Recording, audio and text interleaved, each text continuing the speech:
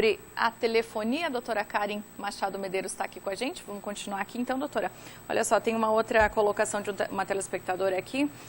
Geralmente, os vendedores das operadoras não explicam exatamente o que a pessoa está contratando e como é que vai ser para cancelar o plano, é o que ela está dizendo aqui, né? Aconteceu comigo e agora eu estou na SPC por isso. Eles podem colocar a gente num serviço assim de proteção? Na verdade, depende do que aconteceu, né? Quando que eles podem colocar o nome da pessoa num cadastro de inadimplência? Então, essa pessoa deve, né, por algum serviço que foi prestado e ela não pagou. Agora, pelo que ela está falando, não sei o nome ela não colocou o nome, mas assim, ó, pelo que ela relata, não foi esclarecido para ela, as cláusulas contratuais não foram esclarecidas. Então, ao meu ver, há um vício aí nesse negócio. E, portanto, eles não podem colocar o nome dela, né? Não podem negativar o nome dela. Isso gera, além, como eu expliquei antes, o dano material e também o dano moral. Ela pode buscar uma indenização pelo dano moral sofrido por ela estar com o nome dela em cadastro de inadimplência. E isso faz com que ela não possa... Porque muitas pessoas, né, o seu nome, às vezes, é a única coisa que a pessoa tem, né? É o que lhe dá a maior dignidade de ter o nome limpo, de poder fazer, de ter o crédito na praça, né? E isso muitas vezes é impedido por esses registros que muitas vezes são feitos de forma irregular. Então, ela pode buscar, né, pela via administrativa, como eu falei, mas para receber a indenização pelos danos morais somente pela via judicial mesmo, né, em tese. Certo, aqui a outra telespectadora diz que está com um grande problema com uma operadora, já fez várias negociações, mas nenhuma foi cumprida até agora e a conta sempre vem maior ainda. O que ela pode fazer? Nesse caso, ela não resta outra alternativa sem que seja ela se recorrer ao judiciário, peticionar, fazer um pedido para o juiz, que ele determine o cancelamento dessa conta, né, desse plano, e que ela receba os valores que ela pagou de forma indevida, né? E também, muitas vezes, às vezes as pessoas nem percebem, mas na própria fatura vem serviços ali que não foram contratados e a pessoa acaba pagando. Sem ver. Sem ver. Então, mas assim, ó, realmente vai gerar um transtorno de ter que buscar o judiciário, mas tem que fazer isso, porque senão não há outra forma da pessoa reaver, né, os seus valores e às vezes o seu próprio nome, porque às vezes não é nem a questão do valor, mas é o nome da pessoa que está negativado ali, a gente fala negativado, né, de forma mais... E aí ela não consegue fazer a vida civil dela fica toda prejudicada, porque ela não consegue, por exemplo, financiar uma casa, ela não consegue fazer uma outra compra de algum eletrodoméstico que ela precise, ela não consegue comprar uma cama, vamos supor, ou qualquer coisa que ela esteja precisando. Ela realmente assim fica restrita, né? O próprio uso do cheque ela não consegue usar muitas vezes, então uma série de consequências. O Alencar diz que tem um plano de fidelidade de 24 meses e agora não querem cancelar a partir dos 12 meses, dizendo que esse restante é referente à compra do telefone. Ele quer saber como é que fica. Isso é interessante também. Não é obrigatório, ele não é obrigado a comprar esse aparelho aí, né? Porque muitas vezes é imposto isso de uma forma, não é possível nem fazer venda casada. Por exemplo, eu vou comprar essa linha aqui e aí tem que comprar junto um aparelho, né? Eu vou financiar minha casa e vou adquirir um seguro dessa casa. Não é possível a venda casada, que a gente chama, né? Que é vender duas coisas ao mesmo tempo e muitas vezes as pessoas compram sem saber, porque ela vai assinando ali um monte de documento, não sabe o que é. Né? E aí ela faz essa compra casada. Nesse caso dele, eu entendo aí que há uma irregularidade também, ele tem que buscar o PROCON, ligar, anotar o protocolo, não dando certo se recorrer para a via judicial.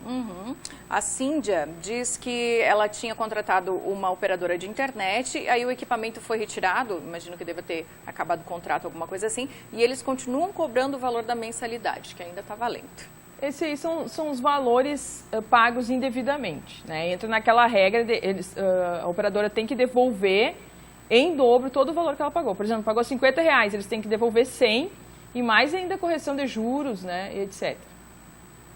A Tatiane aqui diz que ela tem um chip que não usa mais faz um ano já, e aí fizeram um boleto no nome dela. E ela não usa mais e estão cobrando ainda. Esse chip já foi jogado fora e ela quer saber se ela deveria pagar os boletos ou não.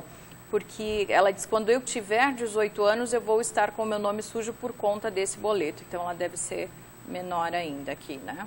a situação. Eu entendo que ela tem duas situações, ou ela paga e depois cobra esse valor em dobro, ou então ela não paga e aí ela tem que buscar a via judicial para que o juiz, porque aí assim, as pessoas ficam, na verdade, de mãos amarradas, porque não tem muito o que fazer. Se administrativamente eles não resolvem, a única chance realmente é ir até o juiz para que ele dê uma ordem, porque aí o juiz dando uma ordem, não há como eles se eximirem de fazer. Então, assim, aí vai depender dela. Se ela tem dinheiro para pagar, se ela tem vontade de pagar, ela paga e pode depois cobrar esse valor em dobro.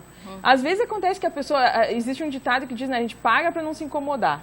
Né? Então, às vezes as pessoas acabam pagando algo que não devem para evitar um problema maior pela frente. Mas, então vai depender de uma vontade dela, né? Ou ela paga e depois cobra esse valor em dobro, ou então ela não paga, busca o juiz para que ele mande parar nessa cobrança. Outra telespectadora que diz que tinha uma linha telefônica no nome dela, mas quem usava era a sogra dela. Aí ela pagou por 2 anos, além da taxa de ligações, pagou a internet e um identificador de chamadas. Ela ligou para desistir disso e disseram que não tinha mais o que fazer. Então, por 2 anos, foi pago uma coisa que não foi usada. Tem como resolver esse retroativo? Tem também. Ela pode cobrar de volta isso aí. Tudo que a gente paga tem que ser por um serviço que foi prestado. Se esse serviço não foi prestado, ela pode sim buscar, né, esse valor aí, a devolução desse valor em dobro. Tá? A mesma coisa a questão da fidelização que foi perguntado também. Em regra, né, as resoluções trazem que a fidelidade só pode ser pelo período de 12 meses. Então, não é possível cobrar, né, essa fidelidade aí por um período maior.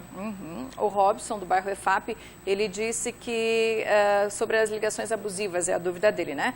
Pode acarretar danos morais, porque ele está com uma dívida na qual me ligam 25 a 30 vezes por dia. Deve ser para cobrança. Ah, sim, sim. Isso aí também, né? Hoje em dia eles usam vários métodos de fazer isso, né, de maneira que a pessoa não consiga provar. O grande problema é a prova. Ele vai ter que provar esse ocorrido. Então, como? Pode ser por testemunhas, né? Alguém que trabalha na casa dele, algum amigo que esteja lá quando ligam várias vezes. Aí tem que tentar fazer essa construção de prova numa audiência, por exemplo. A pessoa vai lá e ela vai dizer, realmente eu estava na casa agora eu não lembro o nome dele, mas eu estava na casa dele e foram feitas chamadas, né, cobrando. E aí o grande problema dessa questão das ligações é a prova. Mas tem aquela saída que eu também sugeri antes, que é de baixar um programa que possa gravar as ligações, né? E aí a gente pede lá um extrato de todas as ligações recebidas, também é possível provar assim, né? E com uma testemunha. E muitas vezes, assim, ó, a pessoa tem que provar esse dano que causou nela. Como que ela vai fazer isso? Registrando por conversas no WhatsApp, no Facebook, por e-mails. Então, tem que relatar esse desconforto, esse transtorno que está causando para ela, de alguma maneira. Tá? Contando para um amigo, né, que possivelmente no futuro vai ser testemunha, ou então registrando por conversa no WhatsApp, no Facebook, dessa forma. Perfeito. A Tere de Xaxim diz que o marido há muito tempo comprou um celular para uma pessoa e o chip ficou cadastrado aí no nome dele, que fez a compra, né? Essa pessoa fez um plano sem autorização do marido dela, então, e agora ele está no SPC por falta de pagamento. O que ele pode fazer se ele não autorizou esse plano, né? Ah, isso aí, com certeza a empresa vai ter que responder por isso. Porque nunca podem fazer, a menos que a pessoa tenha uma procuração. Mas sem que a pessoa, né, tenha dado um instrumento para que o outro represente ela, ninguém pode agir no teu nome. Então, aí, com certeza, a operadora ela vai ser condenada a reparar os prejuízos que essa pessoa sofreu. E imediatamente ela tem que ligar para lá e fazer esse registro, né? Dizer que cancelar, registrar que não autorizou, enfim. Ela tem que, de alguma maneira, ficar isso consignado, né? Sempre assim, de alguma maneira, tentar registrar, seja por protocolo, por escrito, enviar uma carta, de alguma maneira, um e-mail, né, registrar isso. O Daniel está dizendo aqui que ele também tem um combo de internet e telefone, mas ele não usa o telefone. Daí já ligou várias vezes, então, dizendo que ele não utiliza, né? Aí que é obrigado, então, a pagar porque contratou os dois. Já pediu várias vezes as cópias das conversas e nunca enviaram para ele. Aí, então, ele quer saber se é obrigado a pagar essa taxa da telefonia que ele não usa. Tem que verificar se realmente ele contratou esse serviço no momento, né, que ele fez o contrato. se ele contratou, em tese, ele teria que pagar, mas se ele se arrependeu, não quer mais, e se ele tem a fidelidade, ele vai pagar um valor para ele não prosseguir pagando. Agora, ninguém é obrigado a manter nenhum tipo de contrato. A pergunta dele é essa, né? Então, ninguém é obrigado a manter um contrato. O que tu pode ter feito, um contrato, ter se arrependido, né? E tu vai ter que assumir essas consequências. Mas tem que verificar se realmente ele fez esse contrato, se ele estava ciente daquele serviço que seria prestado. Perfeito. Ok, temos várias perguntas aqui, mas não temos mais tempo, infelizmente. Doutora, muito obrigada mais uma vez, viu? Tenha um bom ano aí. Muito obrigada, um abraço para todos os telespectadores e para os meus alunos também. Ótimo. Muito obrigada para você de casa também pela sua companhia. A gente se vê de novo amanhã aqui no Ver Mais, a partir de 1h15, logo depois do Jornal do Meio-Dia. Até amanhã.